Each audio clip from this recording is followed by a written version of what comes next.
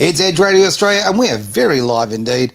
Of course, it is time for the Greater Wealth, and we have our maestro of wealth preservation and building. I mean, a bit of both, really. Preservation, that's a big word for you. I know. And, you know, I like it. I've never used it that way. 2024. Well, we talk so much about accumulating wealth, right? But keeping it's really important as well. In fact, so often it's far more important. We see so many people who gain wealth in their life and it disappears. There's three things. There's making the money, sure, keeping the money, and investing the money. Okay. Three different skill sets, right. Three different hats to wear. I completely understand. As someone who with that middle stage, that middle to keeping the money, divorces. I mean, okay, that's all I can say, right? It smashes you around. Yeah. Hey, great to see people that have already jumped on board. That is great to see. We haven't been on it through all of Christmas. I know. And you've done it again. Like, really? Come on, where's my introduction? I don't want to introduce you. That's what it comes down to. Have you not noticed? Jeez, all right, Turkey. I'm consistent about this. I swear I won't slap you. I will run around here. The moment, English, I'll use it. The man I was speaking to a moment ago, Derek Whittaker, great to see you. Happy New Year, my friend. Thank you. Happy New Year to you. Yeah. Looking forward to today. And, we've got some big subjects. Now, I've just spoken Yes, you are big. And I am a subject. Now, I said, it's great to see you. And it's a pleasure to see you, mate. But with pleasure, you also have to have pain. And to my right, Travis Carter. Mr. Carter, lovely to see you, my friend. And after I invited you to Christmas and you everything. invited me to Christmas, I know. And your loud shirts and everything. Mm-hmm. White shirts today. It was funny because all my relatives from Sweden were over as well. Yes, and like the embarrassment you caused me. That's a lie, by the way. He wasn't too bad. I was very, very well behaved. Okay, jeez. And imagine being in that environment and not talking politics with this one with you. Imagine being surrounded by about 20 Carters. How did you survive that? If I spent any more time around that many Carters, I need to be carted off. I'll tell you right now. Anyway. We nearly poured him into bed. No, he didn't drink that much. No. He was really you were so tame. I was expecting you to be a little bit looser. No. Yeah. It's Christmas. You've got to behave yourself sometimes. Now, let's jump into the show. Enough of the, hang on. Before we do that, so if anyone does have any questions during the show, please chuck them in the comments. We do see them, and if we don't get them live, then we will see them later on and we'll answer them. Absolutely. And I mean Aaron, because I can't stand social media. I hate it with passion. The moment the show has run, he runs. That's really what happens. I do not. I sit here, I build stages, fix up your mistakes, your IT crap. Web of lies. Hassle him to wear pants. The whole reason this has been moved so you don't see up his shorts. I'm wearing a suit. What, your birthday suit? Like, God. Oh, Derek, please save this. Come on. We need to go there. Come on. Right. Okay. Yeah, it's been a big year. 2025. 6 days into it. And I'm exhausted. And this is the thing, isn't it? Normally you think at this time of the year that things slow down. I had a feeling that this year was going to be a Christmas like no other. And I'm like, planes are falling out of skies. We've got terrorist attacks going on globally. I mean, I wanted some time off the news feed just to get off a screen for a change, right? It's good for you. And the problem with that is that the news feed just keeps building and building all the stuff I haven't gone through. It just doesn't stop. I'm going, when am I going to get through all this? But yeah, it's just been amazing. It has been. It's really funny because like your news feed doesn't stop, and then you've got me sending you videos as well. Yeah. But they were good videos. Sorry, I'm a real fiend. And a private tip. How many do I send a day? Private tip, okay?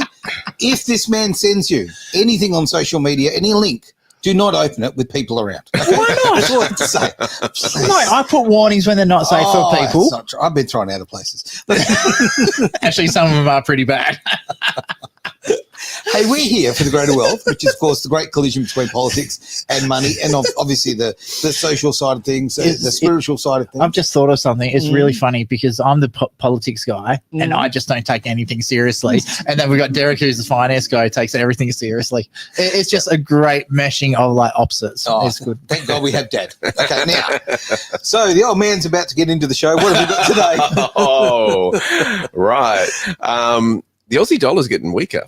And that makes it's hit a 5 year low last week. Okay. And it was around about 61.84 cents to the US dollar, which has an interesting effect on our imports as far as Australia is concerned. Does. Now, the retailers are going, thankfully we did some buying before Christmas and we had all our sales and this sort of stuff. Yep. But it does have a flow-on effect for the Australian consumer, particularly if you're one who buys online and you import stuff from overseas. Which is most of us. Which I did a lot of this Christmas, I must admit. Oh, Timo for the win. Sorry, Timu. Sorry, I've been playing League of Legends over the weekend. No, that's Damo down there. No. Damo. So my character in League of Legends is Timo. Oh, sorry. Okay, all right. But what this comes down to, Aussie dollar crashing, not crashing, probably I'm overstating a little bit, but it's certainly had a decent dip. Definitely weakened, and there's concerns it could go to 50 cents. Love my to the Timo. US dollar. Oh, it could be. Yeah. When you compare that to the British pound, it's 0.49 British pence. Really? So this has a huge effect in terms of Australia's position as an importer. It's great if you're exporting because overseas importers, of course, buying your stuff are more likely to buy more. It's great for the tourism industry because the Americans are going, hey, let's go for a cheap holiday. Hey, look at Australia. See how much we can buy. Look how far a US dollar goes. But it hurts if you're wanting to, one, go overseas, or two, you are an importer for your business and or just buy overseas. For sure. Yeah, no doubt about it.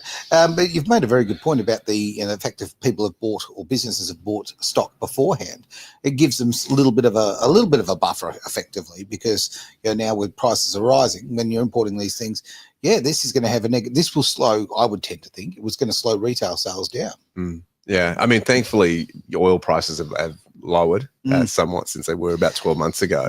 But strangely, the price of fuel hasn't really lowered. Certainly not at the same rate. Certainly not at the same rate. Not at the same rate, but it has lowered. I mean, we're not paying $2 at the Bowser every day, which is good. Yeah, on Thursdays you are. Yeah. Not every day. Well, the simple thing is just don't use the normal fuel stations. Yeah. Don't go to BP. Like, why would you do that? Go to Burke. Like, they're stupid cheap at the moment. Oh, yeah. Shop around. Good 20 cents cheaper than what BP is. I agree. Like, it's awesome because they're also literally 30 steps away from my house, which is kind of cool. The big thing on everybody's mind. Sorry. No, just talking about the Aussie dollar going down and making things more expensive coming in, I just hope that has a flow-on effect to the Reserve Bank of Australia and they decide to hold interest rates.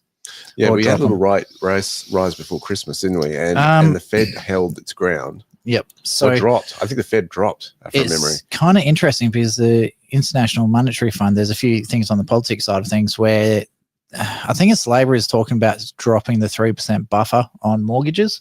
So they're actually saying, hey, don't do that. So mortgages in Australia at the moment don't get really, really interesting over the next 3 months if they actually remove that. So it's probably 3 to 6 months, I think, is don't get really interesting. I want to bring up a question that Damo's brought up. Damo's, g'day, mate. Happy New Year. Great to see you as usual. I even got special new glasses to be able to see the screen. Can you see the screen? And then now you get your little one here and you're cheating. And it's actually, I can see. Yeah, I love it. All right. Okay. Now, great question from Damo. Is the dollar affected because of the US election? It could be. There's a lot of factors that go into the strength of the Australian dollar, and that is one of those is GDP. That's the big one. Okay. How much gross domestic product is your nation actually producing at this time, as well as the perceived strength of that economy. That's really where currency gets its strength or weaknesses from. So when you're looking at pairs, as we are here with the Australian versus the US, one can strengthen while the other weakens, or they both strengthen at the same time, but they're at different parity rates. And that's why you've got these kind of movements going on as far as currency is concerned. So we saw last year when the Japanese yen took a bit of a dive with the US dollar, there was a lot of scare about their interest rates. Well, the markets got spooked when they actually, for the first time in about 17 years, raised interest rates in Japan. Yeah, and 17 years. I know, it's crazy. No, they were like negative interest rates for a long time. Yeah, crazy. And so what happened was, why it spooked the markets was because a lot of traders will take, hey, this is cheap money, we'll borrow it at that rate, the yen reserve rate, and we'll go invest it in investments that can get us a greater thing. So if you're borrowing at, let's say, 1% and you can get a return at 5%, you're taking 4% in between. Merry Christmas. Right? And they leverage that as well. So when they said, whoa, we're going to increase our interest rates, and we haven't done this in 17 years, all those who were doing this carry trade were getting spooked by that, because suddenly they're not making the profit margins that they were. Can you lock in the interest rate when you do it that way or not? You can use options on foreign exchange, Okay. but this is getting very complex when you go down that. Let's not do that today. It's too early in the year for that kind of stuff. Especially if You've you're got to know what you're doing. Right. Yeah, especially in that situation if you're using like mortgage bonds, because they generally only get 2 or 3%.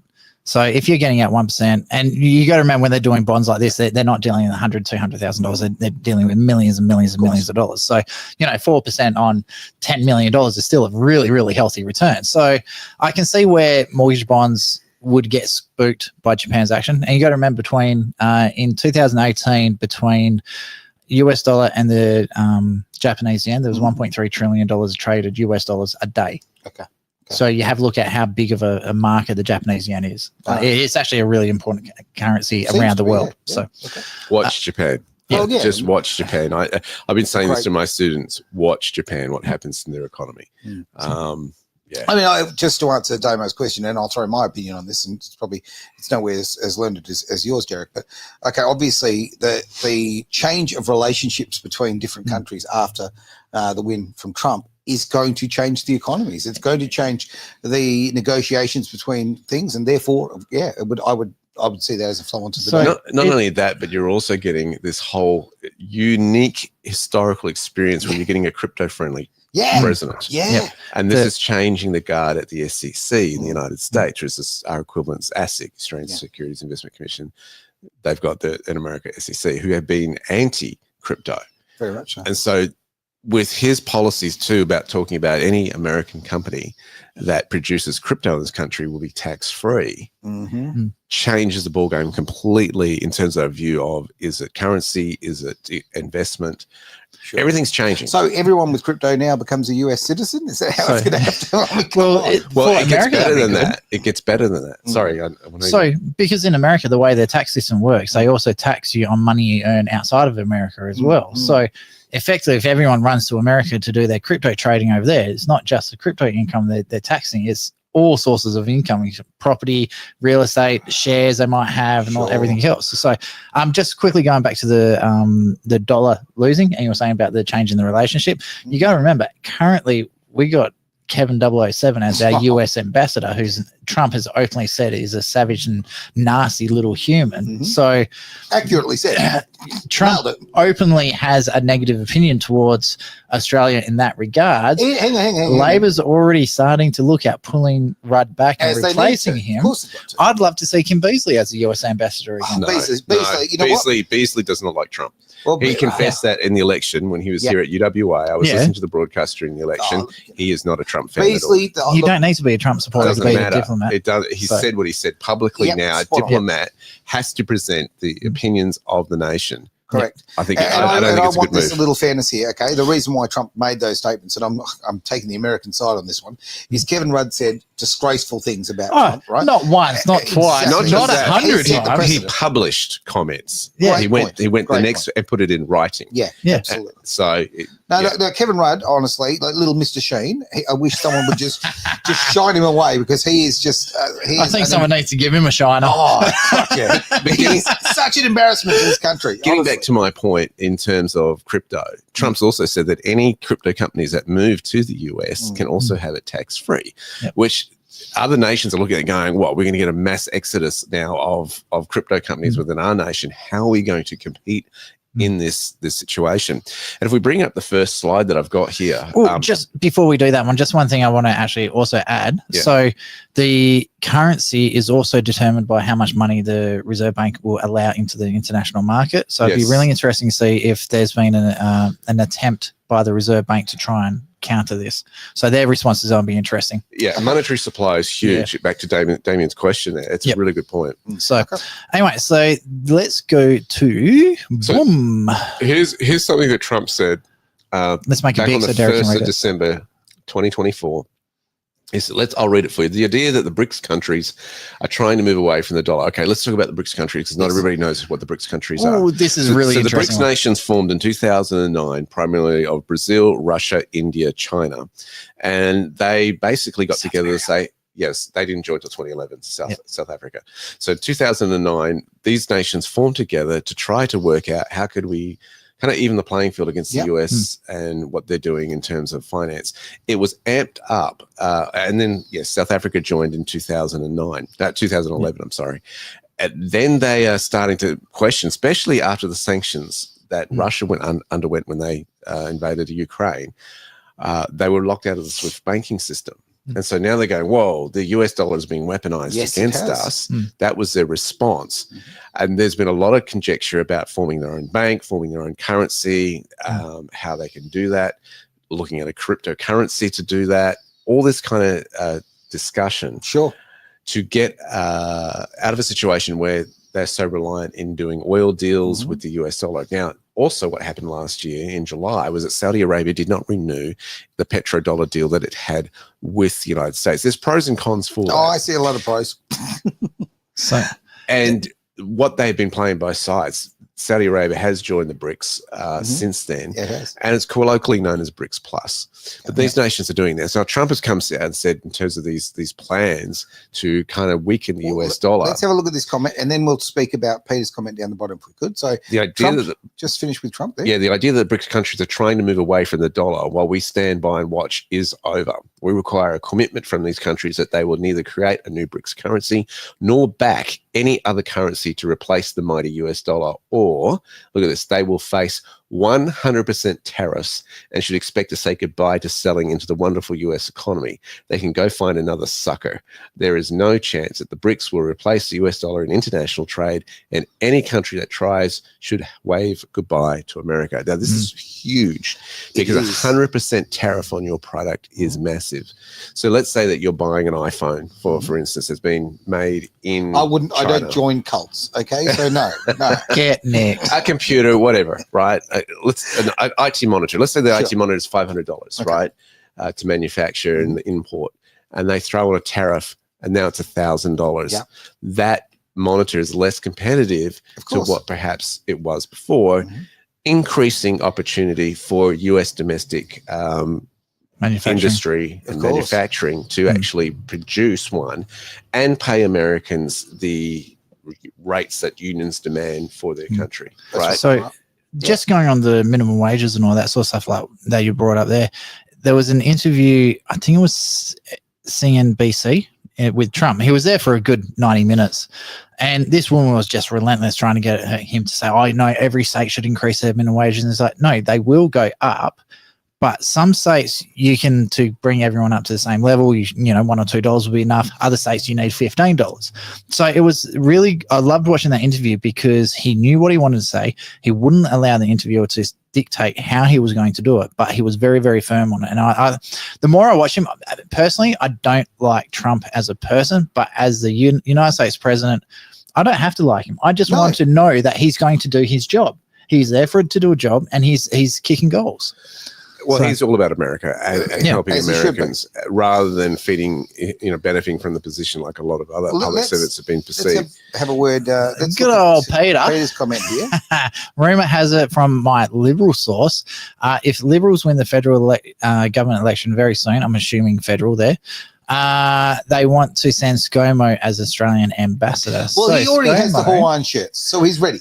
Yeah, and he was at Mar-a-Lago last week, the week before. Was he really? Yeah. So that photo that went around with ScoMo with Trump, legit. Oh, I thought it was an old photo. No, it was fresh. Okay. It was Trump just did a Mar-a-Lago event. I don't know what it was for, but yeah, ScoMo was there. So the interesting part two of that, though, what Trump's statement was that not only they face 100% tariffs, they should expect to say goodbye to selling into the wonderful US economy. Now that places a big problem because America is a big consumer of a lot of items from China in particular. But it's not. You take China out of their economy. No, whoa. Well, the thing is, if you look at everything that China manufactures, places like Vietnam, India, a lot of the Arabic countries, Dubai manufactures as well. A lot of the African countries, they all manufacture the same things, if not cheaper than what China does. Because China's getting expensive these days. Oh, well, I'm seeing it. Definitely. It's so they're they're Vietnam certainly has come up. in the last 10 years. And the quality, like a lot of the Samsung products are actually made in, like the components are made in Vietnam. They've got a huge Samsung warehouse just like in the same city that Luan's family is originally from. And then from my understanding is they take all the little components, they send it to China. China puts it together and sends it out. So even China now imports. Well, you look at the rise rather of South Korea. I mean, come on, right? I mean, the automotive industry is now. I can't believe it, and it upsets me to say it, but I mean, they're pumping out better quality than the Europeans. No question about it. Yeah, but that's not hard. Come and look at BMWs. Yeah. Enough said. Sorry, the wife's got a BMW, so I'm allowed to say it. They suck ass. So, all right. European cars are not made for Australian conditions. Do you want to buy a BMW, Derek? No, I don't. No, okay. Just checking. I don't buy European cars anymore. Been there, done that. But yeah, this is huge in relation to the other nations scrambling and going, well, we don't want to tick them off so much that we can't sell to them anymore and be a customer. What do we do? And so everybody's looking at what this is going to be. Now, everybody's going, oh, the inauguration is going to be a big deal. Look, things are already changing before he's president. The other issue. See, I'm dead right. Travis is dead right. China is getting more expensive. Damo, I love your work. Ignore these other two who have no idea what they're talking about.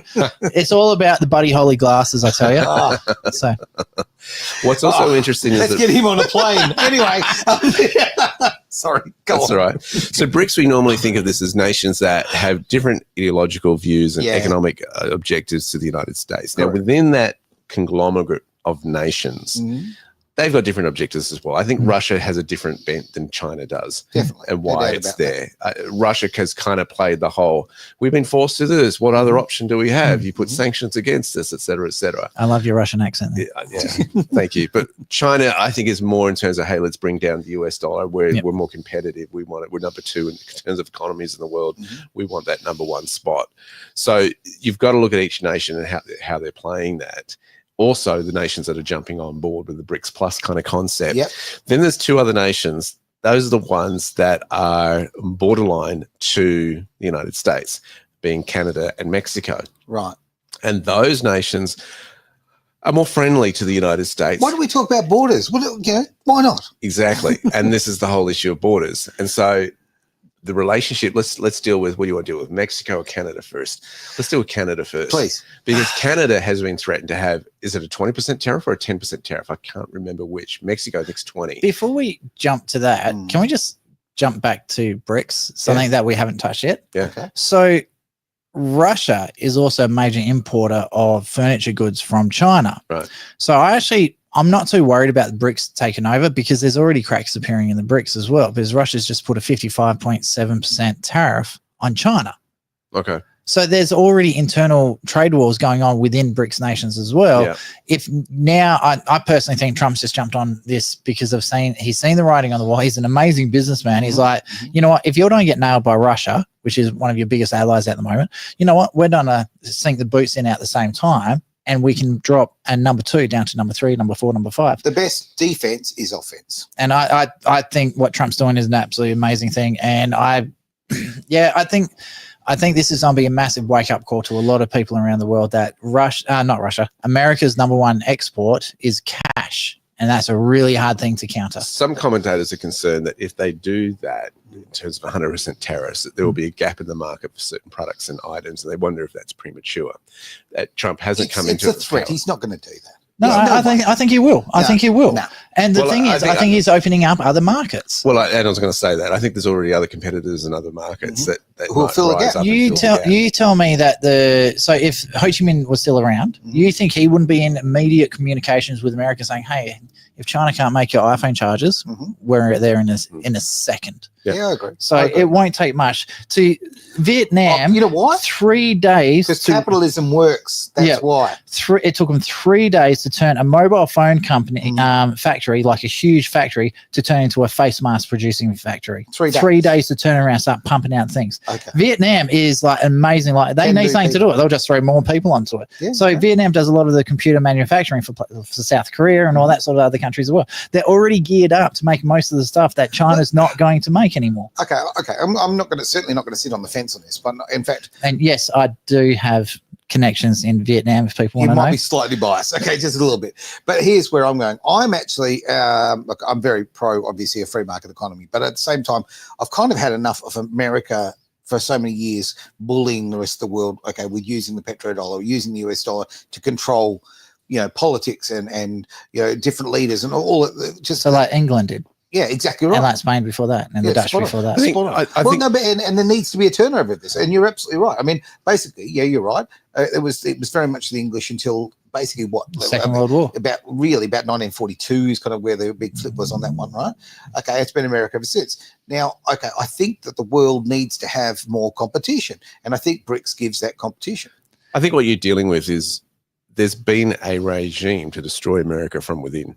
No doubt, right? 100%. And I think the public servants that are there to serve the public have been serving their own agendas for decades, not just in the United States, but also in England and Australia as well. And I think that's the biggest issue. We used to always joke around the barbie, well, we need to sort out the politicians as a businessman. Well, guess what? You got it.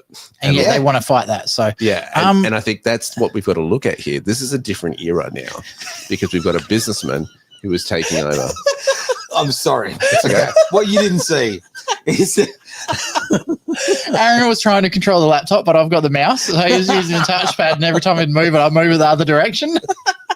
Playing tennis on there. We're children and animals. So anyway, so just on that, what you're talking about is the reserve currency of the world. I think 20 years from now, I don't think there will be a reserve currency in the world. I think we don't have a global economy.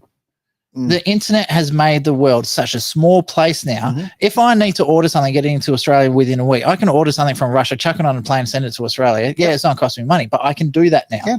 See, back in the day, you'd have to send a message to them by boat. They'd make the order, send it over here. 6 months later, you've got your product. Yeah. That doesn't exist anymore. I know. It's very, very different. So I think we still don't have different states, and every country's don't have their own currency and all that sort of stuff. But the rise of cryptocurrency is out of control. A lot of people, they say, "Oh, the Australian currency is protected by the Australian Constitution." No, it's not. If you actually read what the Australian Constitution states, that the federal government can determine what is legal tender in Australia. So if Australia and all these other countries turn around and go, you know what, we're going to a central bank digital currency, we've got no say in it. Okay. The thing is that the United States has got a president who's coming in who's very crypto friendly. Correct. And any crypto will become cash. It will become.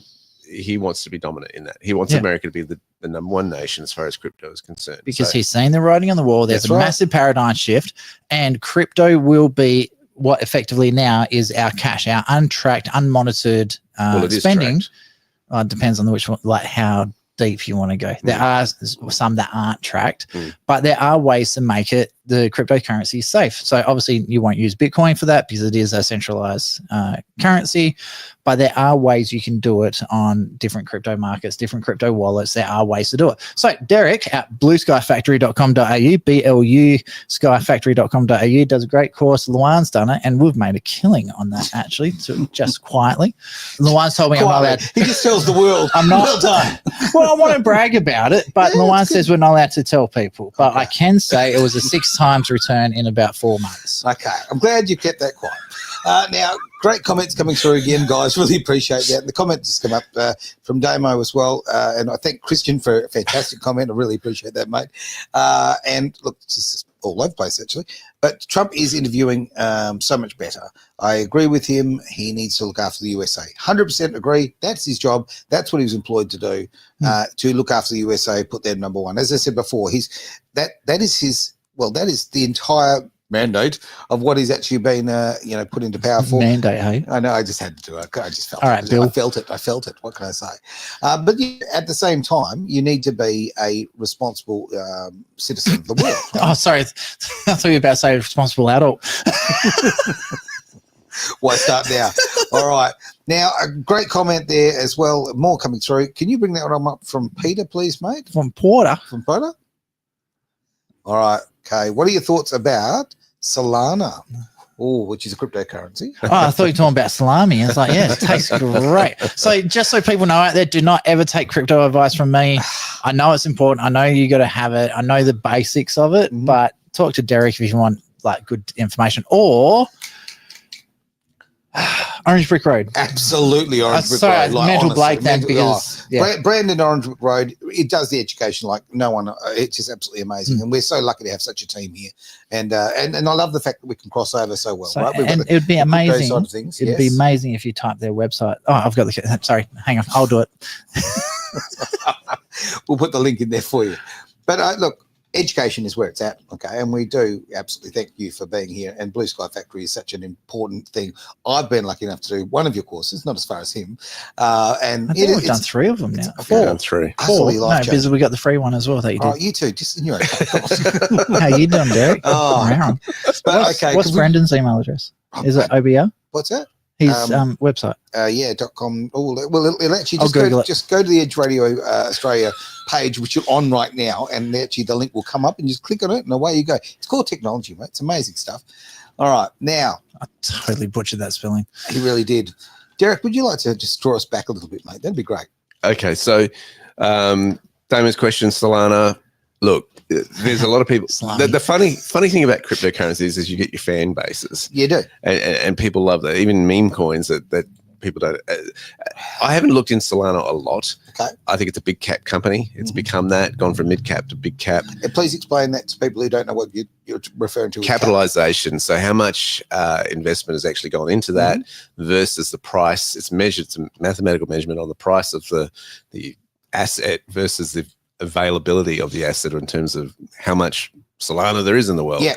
And so that defines what the market capitalization price is. So the bigger the market cap, it's generally assumed it's pretty much had a lot of its growth, as opposed to a coin that has a lower market capitalization. Yeah, it's got more headroom, I guess. Yeah. So, I mean, look, we're going into, a lot of people say we're going into a bull market as far as the crypto world is concerned.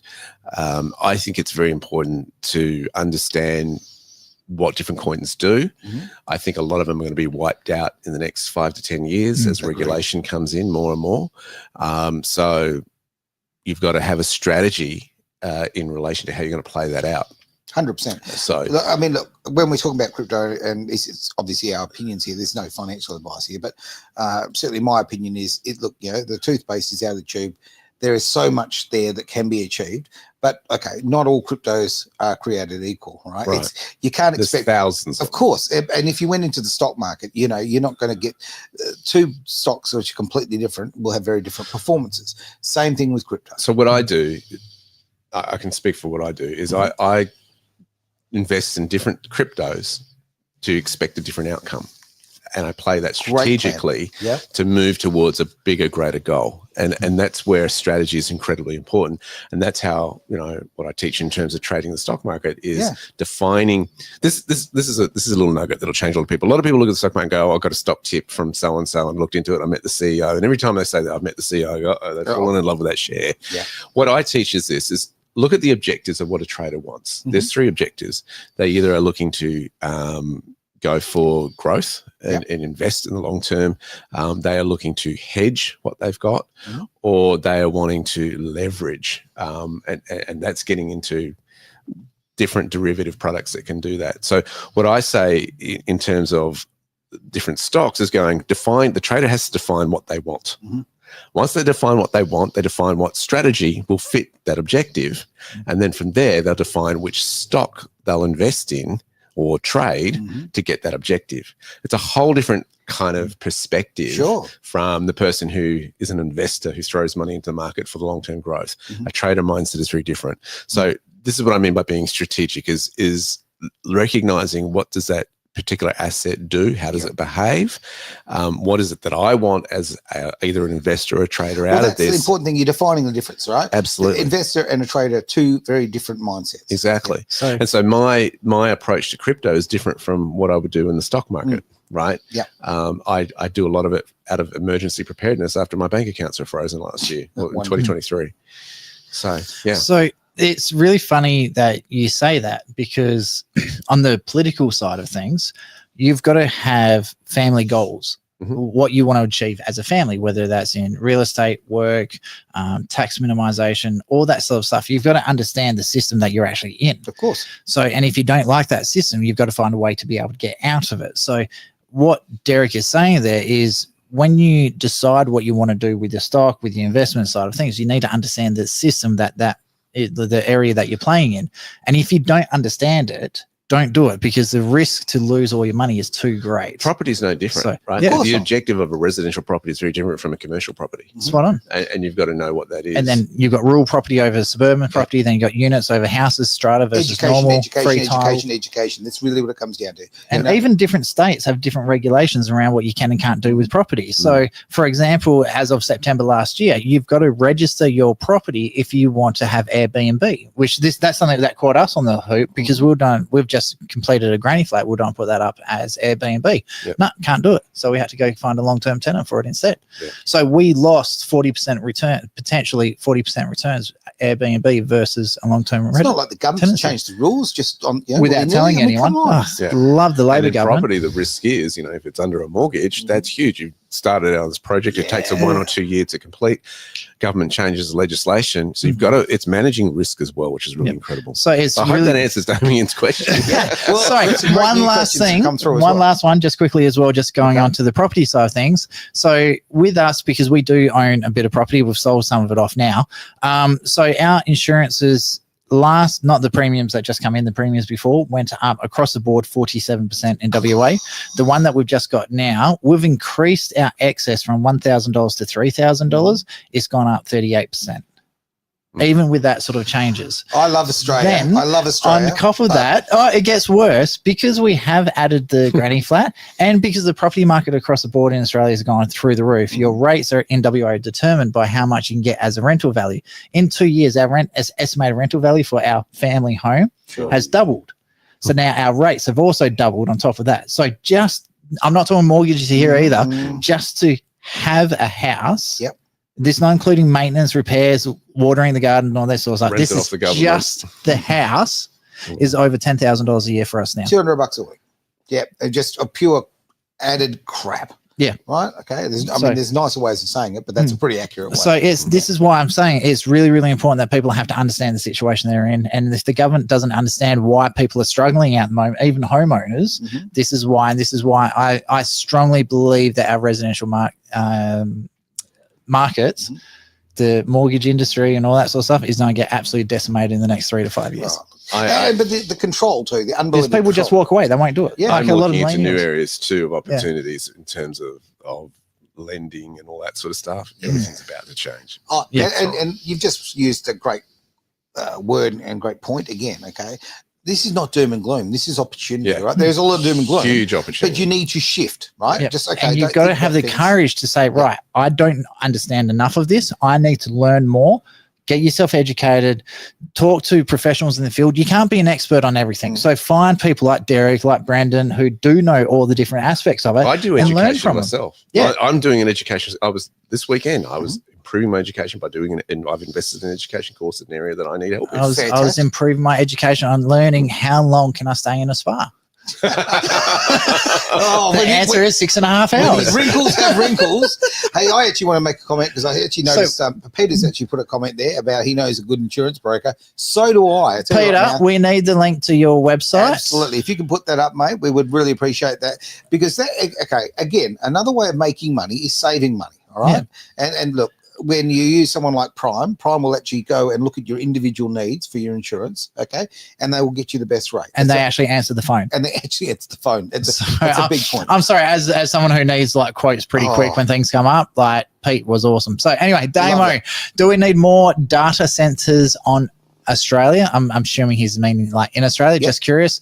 People in Perth probably don't know this, where Guildford Road and the road to get onto Polyfarmer Freeway.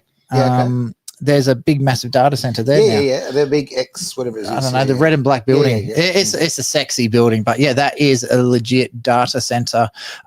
Technology is going that fast that we've actually set up a server for Edge in the building here. But like Dwayne, a mate of mine, he runs, he's in Northbridge. He runs a data center there now as well. So a lot of gaming. So like for your kids gaming. So he's actually created a family friendly, totally safe You have to verify who you are before you go on there. Right. You can only have one account is to protect kids online. So there's a lot of people doing things like that because there's a massive gap in the market. So yeah, I like it. If you could just bring up that link. This one here? No, where is it? Down there, down the bottom, mate. That There one. you go. There it Right is. there. I was hunting it down, and obviously I'm old now, so I'm getting grey in my beard. No, but look, I'm catching up to these two. Like, have a look how grey this is. Like, they're shocking. Hey, I'm happy to have some hair. I think you've aged being on this show, Derek. Have I? Yeah, it's sitting next to me. It's got nothing to do with the show. It's got nothing to do with your company. Email. So if you do need insurance, email Peter at primeinsuranceservices.com.au. Pete, you've got the .com there. Or you can reach him on the mobile number 041 999 7750. And please spam him pictures. He loves them. Oh, you know geez. what sort of pictures? I'm making jokes there. I don't know if he loves them or not. Oh, who knows? No, and this is the great thing is, okay, we're here with Edge, and we've got a fantastic platform. Whenever we have any sort of agreements with anybody, okay, we have anybody who comes our way, whether it be, you know, Peter from Prime, yourself from Blue Sky Factory, Derek, like we're Cheers, very... T Strata. Cheers, T Strata. Get shit done, Strata. Love it. The point here is this, right? Is we want to be only associated with ethical people, right? People who are doing the right thing. So from our point of view, that's very, very important. So I feel a lot of trust. We do a little research before we'll actually promote people, and it's a very positive thing. So if you see anybody up there, I don't know if this helps at all, but I certainly would personally endorse, people like Peter, people like Derek, so many others, fantastic. I mean, we've got so many great partners here that do really wonderful ethical business. So yeah, sorry, I'm just giving myself a shameless plug, by the way. If you could, right? Yeah. So this is like an infomercial. So has become. Look, Aaron, you want to put up what you had for lunch? Jeez, I feel like I'm about to say, and here's Moira. Right, it's just become Good Morning Australia. You know what? I just got what you meant on that one. So let's bring it back to Trump's tweets. We're talking finances, not business promotion. You know what? We should make it the Mount Lawley Business Association. We are a member, actually, of course, the Wanneroo Business Association. Another good little link. But wait, there's more. There is. Anyway, let's go on with that. Yeah. So, look, what's really interesting is Trump's relation to the BRICS nations. Yes. You could probably consider them a little bit... tentative? Yeah, tentative. That's a good word. That's the word I was looking for. Then you've got the nations that are on their borders, Canada and, of course, Mexico. Of course. The big issue, of course, of the United States was all the illegal immigrants that have been coming across the border. Yep. And Trump's not happy about that, as you would be, because he's got now a massive deportation, which is going to cost the United States huge. I mean, just to get the celebrities out. I'm actually not so sure if it is actually going to cost them as much as what the actual act of deporting them is going to be expensive. But you have a look at how much money they have to spend dealing with the internally what they cost the country as a whole. I actually don't think the expense is that much. Agreed. They're going to be reducing their costs, but still it's an expense. And what I'm trying to say here is that Canada and Mexico have very interesting relationships with the United States. So Canada's played this quite differently than how Mexico has, because of course Trump has threatened to put tariffs on there if they don't fix the border. I think it's 20%. I've heard 20. Yeah, 20% for both of them in terms of tariffs of what they import. Now, remember that Canada exports a lot of oil to the United States, so that's an interesting stuff. I don't know why. Like, America's got huge amounts of oil fields. Yeah, but why not use everybody else's before you use yours? No. I know why. Because we had Biden who stopped it, basically, is what it comes down to. And now, quoting Trump, drill, baby, drill. So you've got that, and the diplomacy between Canada and the United States has been interesting play out, because they've kind of gone the soft approach. Look at the benefits we've had. We're very loyal to you. I love the whole tweets and all that stuff of, Canada 51st state that Trump's been throwing. The Mayor Trudeau. I mean, yeah. Well, and there are rumors. Honest, it is true, though. And breaking stories is that there are rumors that Trudeau is going to be officially resigning very, very soon. Today, hopefully. Well, the story is Trudeau expected to announce resignation before National Caucus meeting Wednesday. So, well, you're 2 days early, pretty close, 48 hours out. Yeah, plus time difference. So, look, he's a details kind of guy. It's the glasses, I swear. So on Thursday, we're going to be looking at this, reviewing this. Oh dear. Then you've got Mexico, and Mexico's kind of negotiation has been going, hey, Trump, you do this, you're going to disrupt a car manufacturing industry because GM is producing their cars over here across the border. Where does this put us? And by the way, you got a fentanyl issue because you've got internal issues. Yep. You need to address the social concerns. Why get rid of the consumer product here, and then we won't have an issue with drugs coming over the border and this sort of thing. That's not exactly accurate. No, but it's interesting to contrast the two different nations in terms of how they approach this. I mean, honestly, I would love to be in a room with Trump and Trudeau. I really would. Right? Like, it's just like watching chalk and cheese. The alpha and the cuck. Right? Okay. I can't say what I want to say. Good. Because don't. We've got you, and then we've got our Bible-loving. He's a good man. He's a very good man, and I don't want to hurt his innocent ears. No, all right, okay. I don't want to have to edit your thing out for the next 7 minutes of my life. I've done really well so far this year. You've been a good boy. You're on Santa's good list. So you were going to say something? No, I think I'll leave it at that. I also want to mention that, okay, obviously we're going to get live, and it's a great thing because it's real, right? It's raw. It's edited, not edited, rather. Now, for your show, you do actually pop out an edit. And when we say edit, because he takes my swearing out. All it is, it's the same show without his swearing in it. It's funny. I was watching one the other week, and it's like, it was hilarious because the conversation didn't skip anything. It's just like, so it's just I glitch where swear words are. But absolutely. And the other one is Shaq. Is when Shaq's on shows, there's a lot of glitching. So, now another comment there, Damo, I believe. Damo's put, what did it do? Trump is going to get rid of the cartels, I've heard. So one of the things was that he was going to imply even harsher tariffs onto Mexico unless they actually took actions themselves to reduce the amount of drugs coming across the border. So I actually don't mind it because, as Trump says, tariffs are a beautiful word. Tariffs, baby, tariffs. We're going to be rich. But anyway, I think the migration argument is, I think that people like the illegals are kind of stupid because there's so many ways to legally get into America. It's not funny. No, I don't agree. I don't agree. There is, because one of the two countries below Mexico, you got Panama. Yeah. And Panama has a thing called the Friendly Nation Visa, which means that you can gain entry into 140 countries without a visa. Right.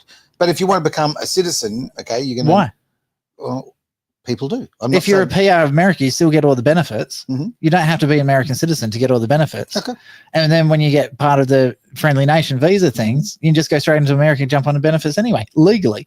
Jeez. I heard... here's the unpopular conversation of crime. Right? Yeah. It is profitable for someone.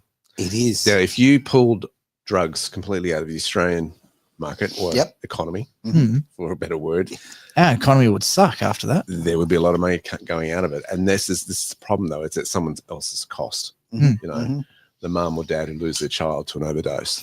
And the social issues that all come with that, addiction and this sort of stuff. But that is the problem with crime, is that it has created its own economy.